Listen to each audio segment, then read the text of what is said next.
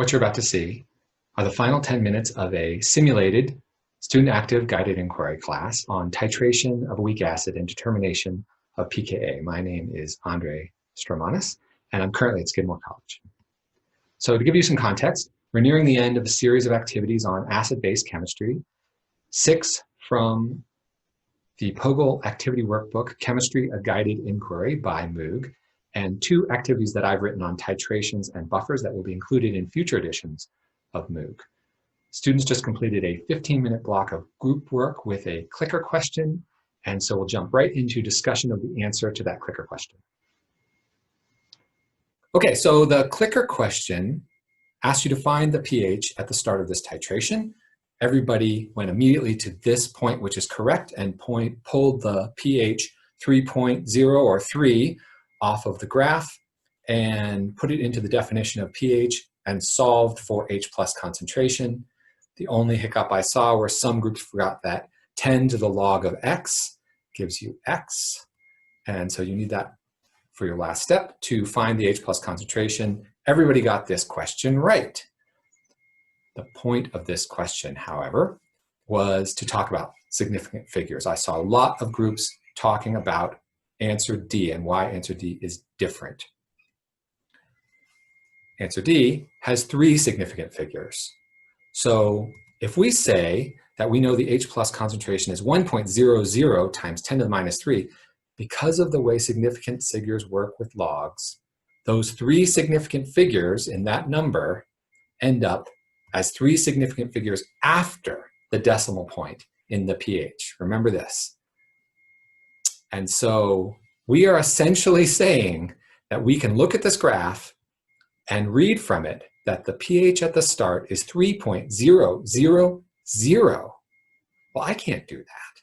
I don't know if it's 2.9 or 3.1. I'm going to say it's 3.0. Fine. I'm confident of the 3. I'm not so confident of that 0. It's very close to 0, but I'm not confident of that 0. Definitely, answer D is not correct. Too many significant figures. And this clicker question, the point of this clicker question is to remind everyone that this topic, acid-base equilibria, is a perfect opportunity to review all of our rules about significant figures and pay very close attention to them. So let's talk about some other things you were talking about in your groups. Question 25 was about the difference between the titration of a weak acid, in this case acetic acid. Here's the titration curve for acetic acid, and here's a titration curve for 0.01 molar HCl from model 2. First thing you might notice is the pH of the strong acid titration starts a lot lower, but some of you were commenting that the acetic acid concentration is actually 5 times greater on the black curve than the red one. And despite this, we have a H+ concentration 10 times lower than in the strong acid case. So this is just another way of saying that weak acids dissociate very little in water, and strong acids we are going to assume dissociate 100% in water.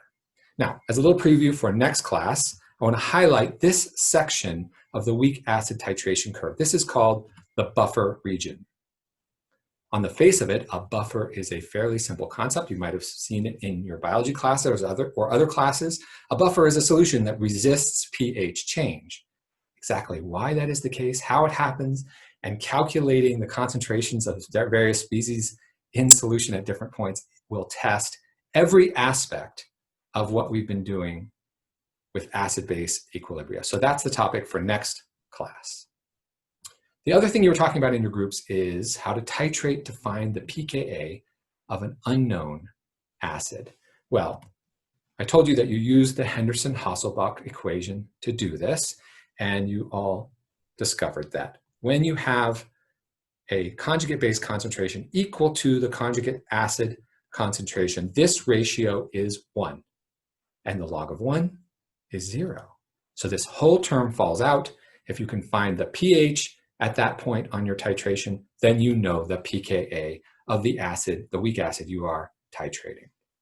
So how do we find that point? Where does the conjugate acid concentration equal the conjugate base concentration? Well, it's worth pointing out where it doesn't happen. This is these two are equivalent, and so some people think these two should be equivalent at the equivalence point. The point we are seeking where these two are equivalent is not the equivalence point. The equivalence point is the point where the moles of NaOH that we've added equal the moles of HA conjugate acid that we had at the start. Actually, the total moles of acid that we had at the start. So it's worth noting, this is not the equivalence point that we're looking for. We're looking for the point where these two are equal, and we're going to visualize this by using a pink circle to represent the relative amount of conjugate acid and a blue circle to represent the relative amount of conjugate base. The point we're seeking is not this point either. At this point, the circles look something like that. The conjugate acid form dominates at the start of the titration. As we run the titration and add our sodium hydroxide, the equivalence point is reached and the opposite situation is in play. Almost all of our acid is in the conjugate base form at the equivalence point.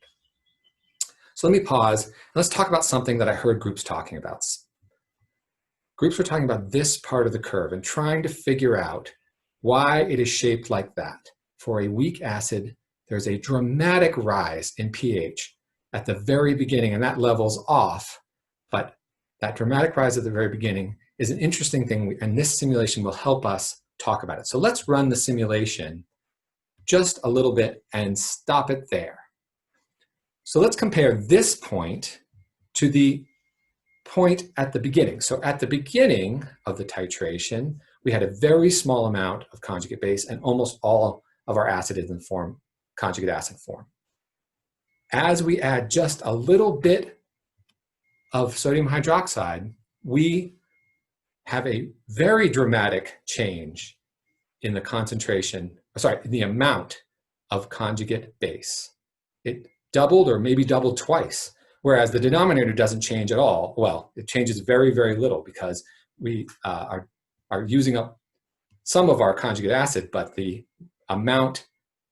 change is very small. Whereas up here, the change is very large, relatively speaking. So this ratio changed very dramatically, and the log of this ratio is going to change dramatically, having a big impact on the pH at the very beginning. And as we add more base, the relative change in this blue dot is going to get smaller and smaller, and so it's going to level off and become less steep as we add more base. So that's a question that a lot of students ask. It's a good question for an exam.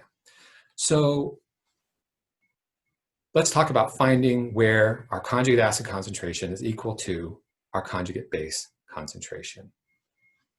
If it took 10 milliliters of NaOH to get us to the equivalence point, which converted all or nearly all of our conjugate acid into conjugate base, then it makes sense that with the addition of 5 milliliters of NaOH, it'll get us to the point we are seeking, where half of our conjugate acid has been converted into conjugate base. This is called the half equivalence point. And if we read the pH off the graph at this point, it will give us the pKa of the acid we are titrating. We go to our table of pKa values. We can find the closest to 4.7 is acetic acid, so we can guess that our acid is acetic acid. So what did we talk about today? We talked about titration of a strong acid versus a weak acid and the different shapes in those curves and information we can get from them. We'll talk about that again next class in the buffer region of. We talked about how at the equivalence point, the amount of base we've added can give us an accurate measure of the starting acid concentration in our titration. We talked about how pH at the half equivalence point of a weak acid titration gives you the pKa and thus the identity of that acid. And we talked a little bit about buffers. Buffers are a mixture of a conjugate acid and its conjugate base that resists pH change in the so-called buffer region, and we'll get deep into that next class. For next class, you should review activity 42 in Moog, where we did all those calculations for weak acids and bases. That will be very useful for a discussion of buffers. I want you to review the titrations activities that we've been working on through question 29. Check the syllabus and do the assigned problems from your text. and do the assigned reading. And of course, there'll be a clicker quiz at the start of next class. I'll see you then.